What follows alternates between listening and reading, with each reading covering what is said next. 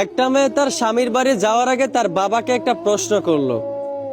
আচ্ছা বাবা, আমাদের উঠোনে যেই গাছটা আছে ওইটা কি আমাদের পাশের বাগানে লাগানো যায় না?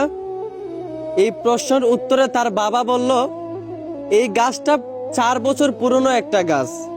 এখন যদি এটাকে অন্য একটা জায়গায় লাগানো হয় তাহলে সেটা নতুন মাটিতে মানিয়ে নিতে পারবে না, গাছটা মারা যাবে।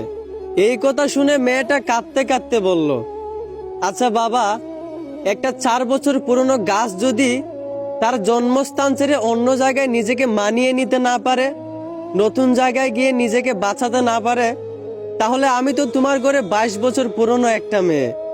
আমি কিভাবে নিজের জন্মস্থান ছেড়ে অন্য জায়গায় গিয়ে নিজেকে মানিয়ে নিব? আমি কিভাবে নতুন স্বামীর ঘরে গিয়ে নিজেকে বাঁচিয়ে রাখবো? আসলে আমরা ছেলেরা মেয়েদের জীবনটা যতটা সহজ মনে করি ততটাও সহজ না। আমরা হয়তো ভুলে যাই আমাদের মতো ছেলেদেরকে যেই আল্লাহ বানাইছেন ওদের মতো মেয়েদেরকেও কিন্তু ওই আল্লাহই বানাইছেন। কারো জীবন সহজ কারো জীবন কঠিন ভাবা এটা কিন্তু ঠিক না। নিজের জায়গা থেকে সবাই সমান। অন্যের জীবন সহজ ভাবার আগে একবার তার জায়গায় নিজেকে দাঁড় করেন, তাহলেই তার কষ্টটা তার পরিস্থিতিটা আপনি বুঝতে পারবেন। আশা করি আমার কথাগুলো বুঝতে পারছেন। ধন্যবাদ।